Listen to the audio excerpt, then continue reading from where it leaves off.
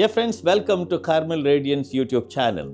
Today we elaborate a little bit more on the third mansions of the interior castle. At times we are lost in multiple reflections on such great spiritual classics like Interior Castle. Well, I want to give a brief summary of these third mansions which will help us to go forward with our reflection on the fourth mansions. We might ask a simple question here. What type of or kind of people are there in the third mansion? It is a spiritual journey. So what is the stage? The stage of the third mansion.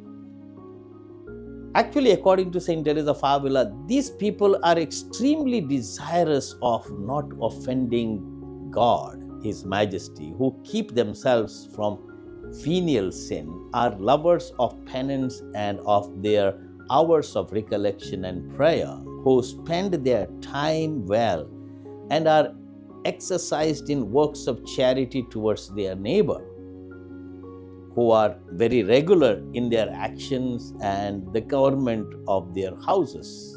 Of course, this refers to mainly to the religious community, but can be applicable to anyone who is very much concerned about spiritual growth, taking care of everything that is entrusted with them or with us by God. Nevertheless, human nature still remains an oppressive burden on the spirit, and the person finds a few spiritual joys as dryness continues every now and then in the third mansion. This stage can be applicable to a number of people who are very religious, convinced of their faith, and want to progress in their spiritual journey. We find everywhere such kind of people. We can put ourselves in that stage. If we are very faithful, very kind and generous, faithfulness to prayer, and not offending God in any way. What is Saint Teresa advice for these people? She says an active focus on the indwelling presence of God is very important. As in the first two mansions, Saint Teresa says that this is the best way to prepare for the prayer of quiet. The disposition which will prepare us for this is to listen attentively to whatever our Lord shall speak to our interiority or interior self. Very important to understand sensitivity, keenness in listening to the voice of God. The second important thing in these mansions is humility, that is essential to advance in the way of perfection. She recommends to draw humility from aridities and restlessness. For this, the devil aims at the journey and tries to tempt people. I consider this lies the loss of all the losses to those who do not go forward. We should therefore imagine that we ourselves have traveled but a little way, and so we should really believe, but that our sisters have made haste and have advanced far, and we ought not only to desire but endeavor to be the most base and wicked of all creatures. That is humility. According to Saint Teresa of Avila, when we consider ourselves wretched and practically nothing before God, then God gives us the grace. The third important ingredient of this mansion is perseverance. Saint Teresa tells us to continue to persevere in this nakedness and abandonment of all the things, since God only wants a resolute will. The fourth important ingredient in this mansion is not to worry about dryness in prayer. Never seek spiritual joys in prayer.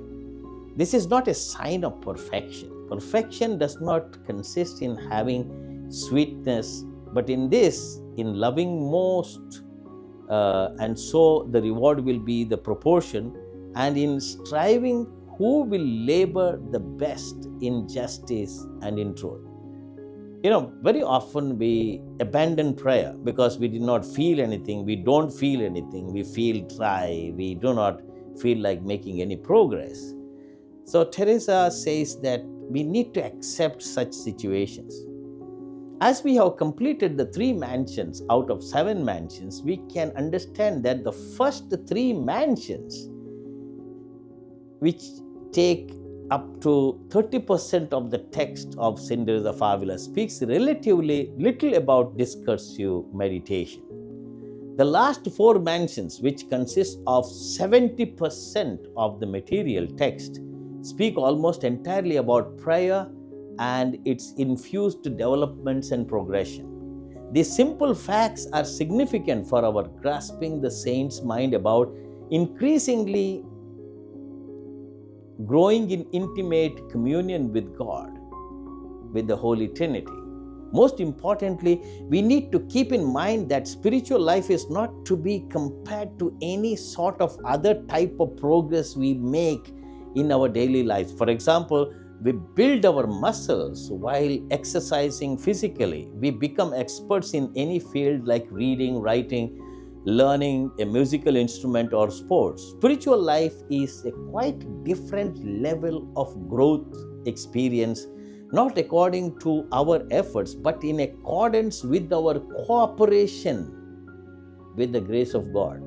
Unless we understand this dynamic in the process, we will not be able to grasp the ways of God in our lives. Very often I have met so many people coming for spiritual direction. They say, Father, I have been working hard at concentration during my prayer. I have been trying hard to pray. I have been trying hard to focus my attention on the Holy Eucharist or the divine office or the time of prayer, but I am not able. I feel dryness. Earlier I was very enthusiastic to pray, but now I feel a kind of abandonment, dryness, and no interest in prayer. I would just say to you, you could be in the 3rd mansion or could be passing from 3rd mansion to 4th mansion according to St. Teresa of Avila.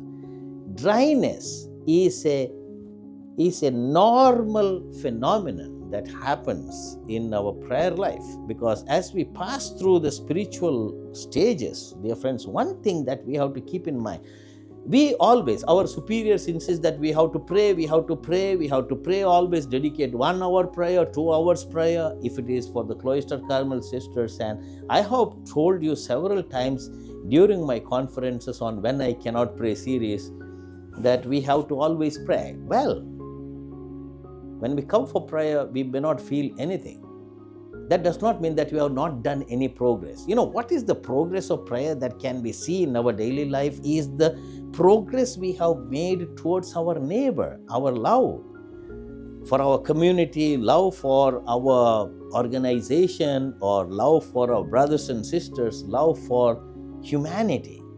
Accepting all those people who are suffering in one way or the other. In today's modern world, we find such a lot of people really suffering because of substance abuse, because of addiction to mass media, because of psychological problems, physical problems, sociological problems, emotional problems, ethical problems, moral problems. There are thousands of problems people experience in their life. And when you grow in real spiritual life, you feel that you are one with them. You share their lot, you share their suffering, you share their desperation and pray for them. That is what little Therese did.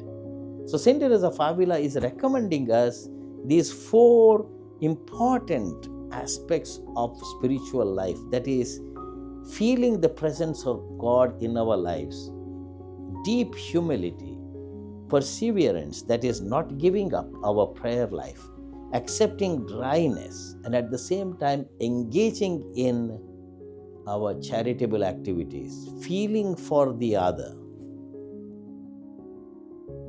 loving others, desiring the good of the other. That is the ultimate goal of every spiritual journey. When we come to that, certainly we will feel that we are one with the Lord, experiencing that deep union